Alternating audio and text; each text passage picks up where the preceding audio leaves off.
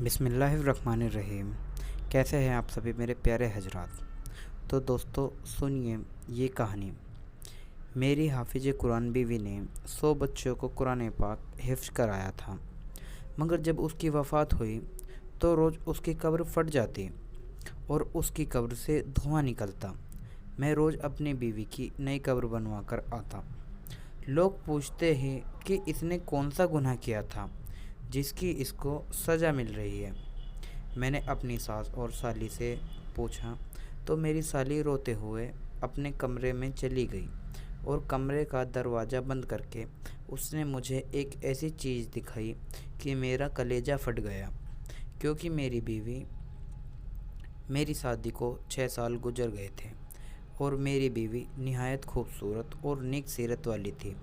इन 6 सालों की रफ़ाकत में उसने मुझे कभी कोई शिकायत का मौका नहीं दिया और मेरी बीवी हाफिज़ कुरान थी और शादी से पहले उसने 100 बच्चियों को कुरान मजीद हिफ्ज़ कराया था, जिसकी वजह से मुझे हर वक्त यही सोचकर खुशी होती थी कि मेरी बीवी की सिर्फ दुनिया ही नहीं बल्कि आखिरत भी आसान होगी और वो यकीनन मेरे बच्चों को भी अच्छी तरबियत करेगी। हम दोनों मियाँ बीवी को बच्चों का ही बहुत शौक़ था, मगर शादी को इतना वक्त गुजर जाने के बाद भी हमारी औलाद नहीं हुई थी। अब मैं मायूस सा होने लगा था और ऐसे मौके पर अमूमन लड़कियां सबसे पहले नाउम्मीद और दिलबर्दाश्त होने लगती हैं, मगर मेरी बीवी अपनी उदासी जाहिर नहीं करती थी और सब्र से वक्त गुजार रही थी। फिर शादी के इतने बाद अल्लाह को मेरी बीवी का सब्र पसंद आ ही गया और हमें औलाद की खुशखबरी मिली। मैं उन दिनों बहुत खुश था और अपनी बीवी का बहुत ज़्यादा ख्याल रख रहा था, क्योंकि डॉक्टर्स का कहना था कि मेरी बीवी को बहुत एहतियात की ज़रूरत है। मेरा बस नहीं चलता था मैं अपनी बीवी को बिस्तर से नीचे उतार दूं।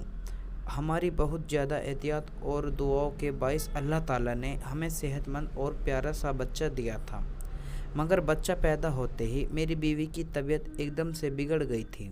मैंने ऐसा तो बिल्कुल नहीं सोचा था कि बच्चा होते ही बीवी को खो दूंगा।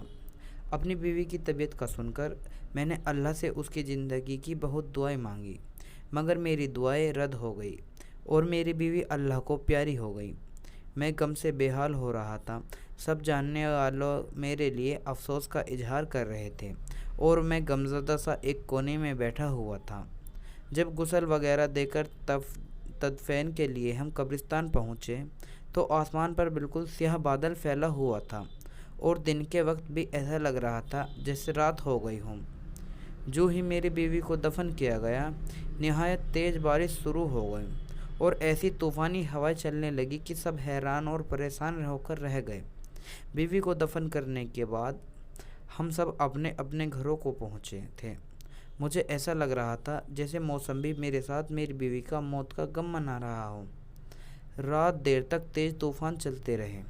मेरा बच्चा फितलत मेरी बीवी के घर वालों ने संभाला हुआ था और वो लोग भी मेरे घर पर ही कायम पजीर थे, इसलिए मैं भी बच्चे की तरफ से बेफिक्र होकर अपने कमरे में अकेला बैठा अपनी बीवी को याद करता और उसे याद करते करते मेरी आंख लग जाती। सुबह के करीब मैंने ख्वाब देखा कि मेरी बदहाल सी बीवी बहुत बुरी तरह रो रही है। अपनी बीवी को इतनी बुरी तरह रोता देखकर मैं तड़प उठा था और ऐसा उसी वक्त मेरी आंख खुल गई। बाहर तूफ़ानी बारिश और हवाएं थम चुकी थी और आसमान भी साफ हो चुका था। अब मुझे वो ख्वाब परेशान कर रहा था। मैंने हमेशा अपनी बीवी को हंसते मुस्कुराते ही देखा था। उसका इस तरह ख्वाब में रोना मुझे बहुत घबराहट मुब्तला करा रहा था। मैंने घड़ी पर वक्त देखा तो फजर का वक्त था। मैंने उठकर फजर की नमाज अदा की और अपनी बीवी की मगफिरत की दुआएं करने लगा।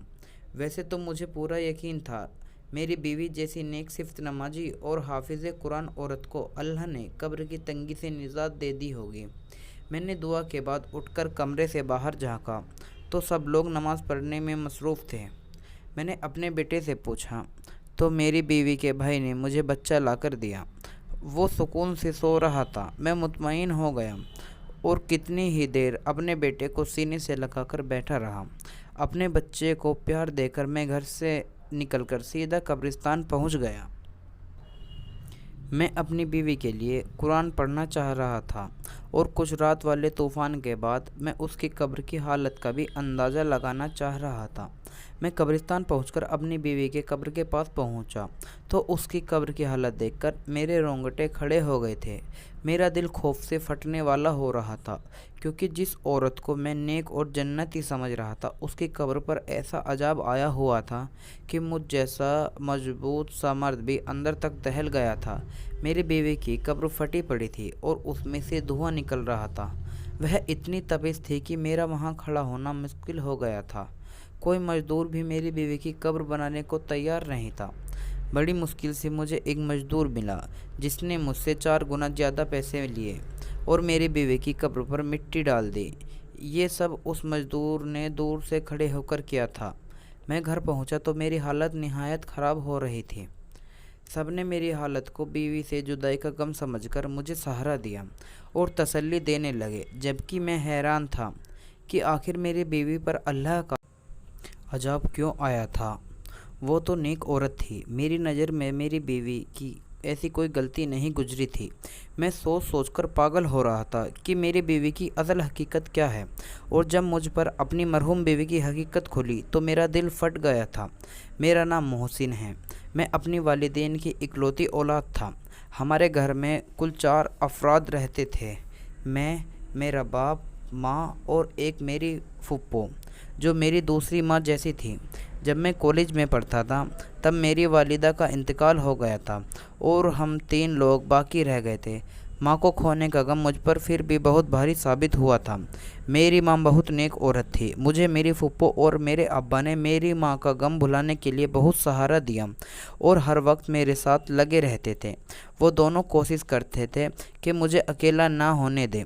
میں ہمیشہ سے ہی ان کی توجہ کا واحد مرکز رہا تھا۔ پھر میں بھی کچھ عرصے بعد سنبھل گیا اور دوبارہ سے اپنی تعلیم کا سلسلہ شروع کر دیا۔ میں پڑھائی سے فارغ ہوا تو میرے ابا اور پھپھو کو میری شادی کا شوق ستانے لگا۔ میں نے حامی بھری تو زور شور سے میرے لیے لڑکی تلاش کی جانے لگی۔ تب میری پھپھو کو اپنے مرحوم شوہر کے خاندان میں ایک لڑکی کا خیال آیا جس سے پھپھو کو کافی ملنا جلنا رہتا تھا۔ انہوں نے ہمیں بتایا کہ وہ لڑکی کم عمر سے ہی بہت سنجیدہ اور نیک تھی۔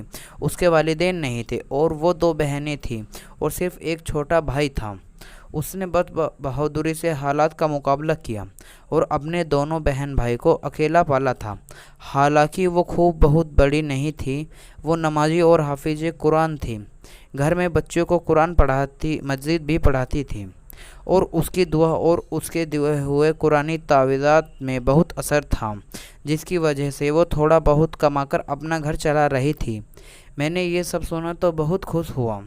میں نے اسے دیکھے بنا ہی اس کے لیے حامی بھر لی اور پھپھو نے پہلی فرصت میں ہی اس کے خاندان کے بڑوں سے مشورہ کر کے میرا رشتہ اس لڑکی سے طے کر دیا اور جلد شادی بھی طے کر دی۔ میرا رشتہ طے ہوا تو میری بیوی نے ہی یہ شرط رکھوائی کہ وہ بعد میں بھی اپنی بہن کی شادی ہونے تک اور بھائی کی تعلیم پوری ہونے تک ان دونوں کی مالی امداد کرتی رہے گی۔ مجھے اس بات سے کوئی اعتراض نہیں تھا، بلکہ میں نے سوچ لیا تھا کہ اگر مجھ سے بھی کوئی مدد ہو سکی تو کر دیا کروں گا۔ رشتہ طے ہونے کے بعد ہماری شادی کر دی گئی۔ میں نے اپنی بیوی کو دیکھا تو اس کی اسیر ہو گیا۔ وہ نہ صرف اچھی سیرت کی مالک تھی بلکہ بہت خوبصورت۔ اس کے ساتھ چند دن رہ کر ہی میں اس کے بہت قریب ہو گیا تھا۔ وہ ہمیشہ دوسروں کی مدد کرنے کو تیار رہتی تھی۔ میری بیوی میری پھپھو کی بتائی ہوئی باتوں کے جیسی ہی تھی۔ اس نے کبھی مجھے پریشان نہیں دی اور میرے آرام و سکون کا بھی خیال رکھتی تھی۔ ہمارے گھر میں خوشحالی اور سکون تھا، بس صرف اولاد کی کمی تھی۔ وہ مجھے محسوس تو بہت زیادہ ہوتی تھی، مگر اپنی بیوی کے صبر سے مجھے بہت سہارا ملا ہوا تھا۔ ہماری شادی کے تیسرے سال ہی میرے ابا کا وفات پا گئے تھے۔ آپ نے ابا کی وفات اور اپنی بے اولادی نے مجھے کچھ زیادہ ہی بے سکون کر دیا تھا۔ میرے اندر صبر اور شکر ختم ہونے لگا تھا۔ ایسے میں میری بیوی تھی جو مجھے ہر وقت اللہ کی مہربانیاں اور نعمتیں یاد دلاتی تھی۔ وہ مجھے صبر کی تلقین کرتی رہتی تھی۔ میں حیران تھا کہ وہ ایک لڑکی ہو کر مجھے حوصلہ دیا کرتی تھی، حالانکہ ہمارے خاندان والوں نے ہمارا جینا مشکل کر رکھا تھا۔ کہ ہماری اولاد کیوں نہیں ہو رہی، اور میری پھپھو تو اٹھتے بیٹھتے ٹھنڈی آہیں بھرنے لگی تھی اور میری بیوی کو باتیں سنانے لگی تھی، یوں جیسے یہ سب میری بیوی کے ہاتھ میں ہوں۔ میں اپنی پھپھو کو سمجھا کر تھک چکا تھا، الٹا وہ ہم دونوں سے لڑنے لگتی تھی کہ ہمیں علاج کروانا چاہیے تاکہ ہماری اولاد ہو سکے۔ اسی پریشانی میں وقت گزرتا چلا گیا۔ جب ہماری شادی کو 6 سال ہونے والے تھے تب ہمیں اولاد کی خوشخبری مل گئی۔ ہم تینوں جیسے پھر سے جی اٹھے تھے۔ میں نے اور پھپھو نے میری بیوی کا خیال بھی بہت رکھا تھا اور بہت احتیاط کی تھی۔ میرا بیٹا ٹھیک ٹھاک اور صحت مند پیدا ہوا تھا، لیکن میری بیوی کی طبیعت بگڑ گئی تھی اور وہ موت کے منہ میں چلی گئی تھی۔ یہ سب بہت اچانک ہوا تھا اور میں اس صدمے کے لیے بالکل تیار نہیں تھا۔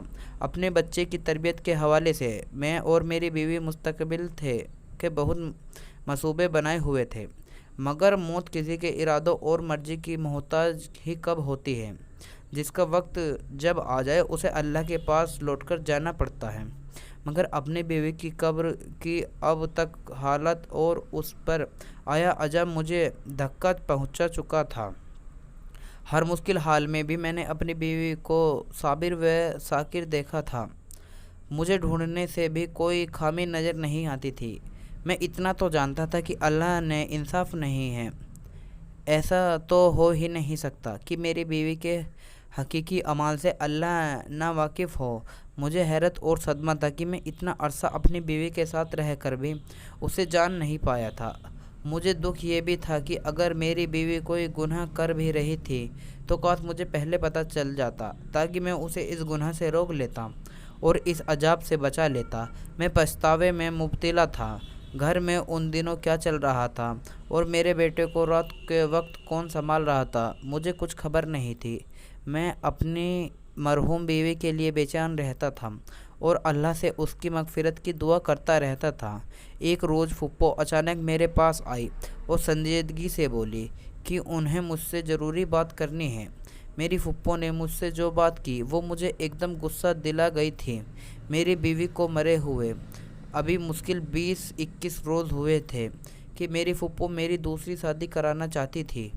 میں پھپھو سے ناراض ہونے لگا کہ انہیں میری مرحوم بیوی کا احترام کرنا چاہیے اور کم سے کم اتنی جلدی مجھ سے شادی کی بات نہیں کرنی چاہیے، جبکہ میں ابھی صدمے میں تھا۔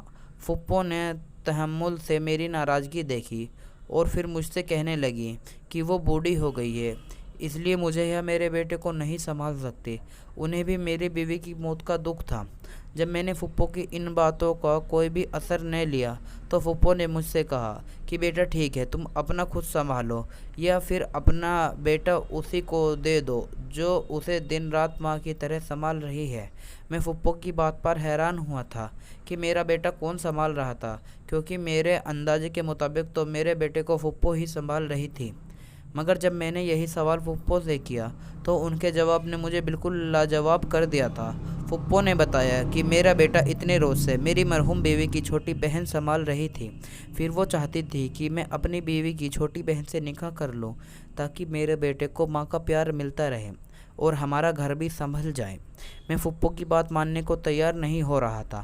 میں اپنی بیوی کی جگہ کسی کو دینے کے لیے بھی تیار نہیں تھا، مگر پھپھو کا دن بدن مجھ پر زور بڑھتا جا رہا تھا۔ وہ ہر دن مجھے میرا بیٹا دکھاتی تھی جو نہا دھو کر بالکل صاف ستھرا ہوتا تھا۔ پھپھو کی ضد تھی کہ میرے بیٹے کے خاطر اپنی بیوی کی بہن سے نکاح کروں اور اسے ہمیشہ کے لیے اپنے گھر میں رکھ لوں۔ میں نے اپنے کام پر جانا شروع کر دیا تھا۔ میں سارا دن گھر سے باہر رہتا اور واپس آ کر خاموشی سے پھپھو کی ضد سنتا رہتا تھا۔ ایک روز پھپھو نے مجھے بتایا کہ میرا سالہ ملک سے باہر جا رہا ہے۔ میں چونک گیا۔ مجھے میری بیوی اپنی زندگی میں ہی بتا چکی تھے کہ اس کی بھائی کی تعلیم مکمل ہو چکی ہے اور وہ نوکری کے لیے ملک سے باہر جانا چاہتا ہے۔ میری بیوی کوشش میں تھی کہ اس کے بھائی کے باہر جانے سے پہلے اس کی بہن کی شادی ہو جائے تاکہ وہ بعد میں اکیلی نہ رہ جائے، مگر اسے کوئی مناسب رشتہ نہیں مل رہا تھا۔ اب اپنی بیوی کے بھائی کے باہر جانے کا سن کر مجھے اس کی بہن کا خیال آیا تھا۔ तब मैं फ़िक्रमंद हो गया। अब मुझे ख़याल आ रहा था कि अगर मैं मज़ीद इनकार करूँगा तो मेरी साली मेरे बेटे को संभालने के चक्कर में सारी उम्र के लिए कुंवारी बैठी रह जाएगी या फिर उसकी शादी कर दी जाएगी और मेरे बेटे को संभालने वाला कोई नहीं होगा, क्योंकि फुप्पो तो वाकई बीमार और कमज़ोर हो गई थी और उनकी बीमारी में भी कमी होती जा रही थी। मैं सोचकर परेशान होने लगा और थक हार कर मैंने अपनी फुप्पो की बात मानने का फ़ैसला किया और एक रोज़ काम पर जाने से पहले फुप्पो को जवाब दे दिया कि वो जैसा चाहती है कर ले, मुझे कोई ऐतराज़ नहीं है। मेरे जवाब ने मेरी फुप्पो को खुशी से निहाल कर दिया था। मेरे जाते ही शायद उन्होंने पीछे तमाम तैयारियां शुरू कर दी थी। मैं जैसे ही काम से शाम के वक्त वापस आया, ये देखकर हैरान रह गया कि मेरी फुप्पो ने मेरे निकाह की सारी तैयारियां मुकम्मल कर ली थी। मैं तो वैसे भी इस बात के लिए खुद को राज़ी कर चुका था। तभी मैं खामोशी से निकाह खुआ के सामने बैठ गया और अपने बेटे की खातिर ये निकाह कर लिया। निकाह के बाद मैं उदास था, अपने कमरे में बंद हो गया था। मुझे परेशानी थी कि न जाने मेरी ये दूसरी बीवी अपनी बड़ी बहन की तरह समझदार और खुशमिजाज थी भी या नहीं, और ये भी कि न जाने वो मेरा घर कैसे संभाल पाएगी।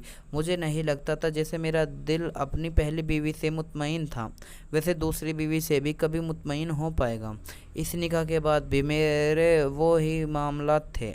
मैं सुबह सवेरे काम पर चला जाता, शाम के वक्त घर लौटते ही अपनी कमरे में बंद हो जाता था। मेरी दूसरी बीवी ने खामोशी से मेरा हर काम संभाल लिया था।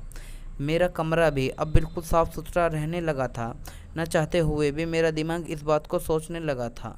मैं अजीब बात तो ये थी कि मैंने आज तक अपनी दूसरी बीवी को देखा नहीं था। मैं नहीं जानता था कि वो कैसी लड़की है, क्योंकि मेरी पहली शादी पर ही उसने मुझसे पर्दा किया था। क्योंकि मेरी बीवी दीनी मामलात की सब समझ रखती थी, इसलिए उसने अपनी बहन का मुझसे पर्दा करवाया था और वो पर्दा आज भी उसी लड़की से निकाह हो जाने के बाद भी कायम था। एक रोज़ मैं काम से जल्दी वापस आया तो अपने कमरे में अपनी दूसरी बीवी को देखकर हैरान रह गया। वो अपनी बड़ी बहन से भी ज़्यादा खूबसूरत थी, मगर ऐसा नहीं था कि मैं हुस्न परस्त था और मुझे उसका हुस्न मुतवज्ज कर रहा था। मुझे जिस बात से उसकी तरफ मुतवज्ज किया था वो उसके चेहरे पर फैला सुकून और नरम तासुरात थे। उसे देखकर मुझे ऐसा लगा था कि जैसे वो अपनी बहन की मौत से भी खुश और मुतमईन हो। मैं ये बात सोचते ही अजीब कैफियत में गिर गया था। मैंने उसे गुस्से से देखते हुए सवाल किया कि वो इतनी मुतमईन किस बात पर है। मेरा सवाल यकीनन उसके लिए अजीब और गैर मुतवक्क था। वो हैरान और परेशान सी मुझे देखने लगी तो मैं मज़ीद बोला कि उसे अपनी बहन की मौत का अफसोस ही नहीं है, उल्टा वो उसकी जगह लेकर भी इतनी खुश कैसे रह रही है, जबकि उसकी बहन जवानी में मौत के मुंह में जा चुकी थी और उसकी आखिरत भी जाने कैसी होने वाली थी, क्योंकि उसको कब्र में अजाब झेलना पड़ रहा था। मैंने अपनी मरहूम बीवी को ये राज गुस्से में सोचे बगैर उसकी बहन के सामने बोल दिया था, मगर मेरी बात पर जब उसके चेहरे के तासुरात बदले तो मुझे अपनी गलती का एहसास हुआ और मैं चुप हो गया। मेरी दूसरी बीवी कुछ देर सदमे में मुझे देखती रही और फिर बुरी तरह रो पड़ी। मैं उसे रोता देखकर बौखला गया था। रोते रोते वो ऐसी बातें बोलने लगी जिसने मुझे साकिर कर दिया था। वो बार बार कह रही थी कि मुझे यही खौफ था कि बड़ी बाजी से अल्लाह ताला नाराज़ हो जाएगा और उसे सख्त अजाब देगा, मगर वो मेरी सुनती ही नहीं थी। मैं अपनी बीवी के अल्फाज पर दंग रह गया था। यानी मेरी मरहूम बीवी कुछ ऐसा करती थी जिससे उसकी बहन भी वाकिफ़ थी और उसे रोकती थी। जब मैंने अपनी बीवी से तसलीफ पूछा तो वह गड़बड़ा गई और बात बदलने की कोशिश करने लगी, मगर मैंने सब सच जानने के लिए इल्तिजा की तो उसने मुझे अपनी बड़ी बहन की असलियत बताई, जिसे सुनकर मेरे होश उड़ गए थे। उसने बताया कि मेरी बहन वाकई नेक लड़की थी और हाफिज़ कुरान होने की वजह से हर वक्त कुरान की तिलावत करती रहती थी। एक रोज़ हमारे मोहल्ले में किसी बच्चे को तकलीफ़ हुई तो उसकी माँ की परेशानी पर मेरी बहन ने कुछ आयत पढ़कर उस बच्चे पर फूंक दी, जिससे उस बच्चे को आराम आ गया। इस वाक़े के बाद मेरी बहन बहुत मशहूर हो गई थी। वो नेक बीवी है जिसके पास बीमारी और तकलीफ़ की सिफा है। उसके बाद तो हर तरफ के लोग हमारे घर आने लगे और मेरी बहन तावीज़ के नाम पर कुरान की आयत लिखकर दे देती थी और वो लोग चंद रुपये देकर चले जाते और हमारा गुजर बसर होने लगा था, मगर मुश्किल हालात के लिए हमारे पास कुछ नहीं था। اچانک ہمارے بھائی کا ایک گردہ فیل ہو گیا۔ وہ اسپتال میں زندگی اور موت کی کشمکش میں تھا اور ہمارے پاس اس کے علاج کے لیے رقم نہیں تھی۔ ہم بہت پریشان تھے۔ انہی دنوں ایک مرد میری بہن کے پاس آیا۔ اس نے بولا کہ وہ کسی لڑکی سے شادی کرنا چاہتا ہے، مگر وہ لڑکی شادی شدہ ہے۔ وہ چاہتا تھا کہ میری بہن ایسا تعویذ دے کہ لڑکی کی طلاق ہو جائے اور وہ اسے پالے۔ میری بہن نے انکار کر دیا کیونکہ یہ گناہ کا کام تھا، مگر جب اس مرد نے 1.5 لاکھ روپے دینے کو کہا تو میری بہن نے بھائی کو بچانے کے لیے نہ جانے کاغذ پر ایسا کیا لکھا کہ اس مرد کی خواہش پوری ہو گئی اور ہمارے بھائی کا آسانی سے علاج ہو گیا۔ پھر تو ہر ایک روز ایسے ہی لوگ آنے لگے جو ناجائز مطالبہ کے لیے تعویذ بنواتے اور ڈھیروں پیسے پکڑا کر چلے جاتے۔ ایک روز میں نے چھپ کر اپنی بہن کو وہ تعویذ بناتے دیکھا تو میرے سر پر آسمان گر پڑا، کیونکہ میری بہن کاغذ پر قرآن پاک کی آیت الٹی لکھ کر دیتی تھی اور یہ کالا علم تھا۔ میں دکھ سے پاگل ہوتی بہن کو روکنے لگی، اسے سمجھانے لگی کہ وہ توبہ کر لے۔ وہ بولی کہ اگر میں ایسا نہ کرتی تو ہمارا بھائی کب کا مر جاتا۔ میں اس بات پر غصہ ہو گئی تھی۔ میں نے بہن کو کہا کہ اس سے اچھا تھا ہمارا بھائی مر جاتا، مگر یہ حرام کام نہ کرتے۔ زندگی موت تو اللہ تعالیٰ کے ہاتھ میں ہے۔ اپنی بہن کو میں بہت سمجھاتی رہی، مگر اب وہ لالچ میں آ چکی تھی۔ وہ اتنی نیک تھی کہ روحانیت پا چکی تھی، مگر اس نے پیسوں کے لالچ میں سب کچھ گنوا دیا تھا۔ اس کی زندگی اچھی تھی، وہ نماز قرآن بھی پڑھتی رہتی تھی اور حتیٰ کہ اس کی شادی ہو گئی، مگر اس نے وہ گناہ کبیرہ نہیں چھوڑا اور پیسے کماتی رہی۔ میں سب سن رہا تھا۔ میری بیوی بول رہی تھی کہ میں ڈرتی تھی کہ اللہ تعالیٰ ناراض ہو گیا تو توبہ کی مہلت دیے بنا ہی موت دے دے گا اور سخت عذاب دے گا، اور میرا کہنا سچ ہو گیا۔ میں گمسم ہو گیا تھا۔ میں اپنی بیوی کو اتنا نیک سمجھتا رہا اور وہ صرف دنیاوی پیسے کے لالچ میں اتنا بڑا گناہ کر رہی تھی، اور میرے سامنے بیٹھی میری دوسری بیوی اس جیسی حافظ نہ ہونے کے باوجود اللہ کا خوف رکھتی تھی۔ اللہ تعالیٰ نے مجھے اب اصل میں نیک بیوی سے نوازا تھا۔ کالا علم کرنے والے اور کروانے والے دونوں ہی اللہ کے یہاں سخت عذاب ہے۔ کبھی بھی کسی اپنے کی شدید بیماریوں میں بھی اس گناہ کا مرتکب نہیں ہونا چاہیے، کیونکہ ہو سکتا ہے اس بیماری کے بعد جب اسے موت آئے تو وہ اس کی نجات کا ذریعہ ہو۔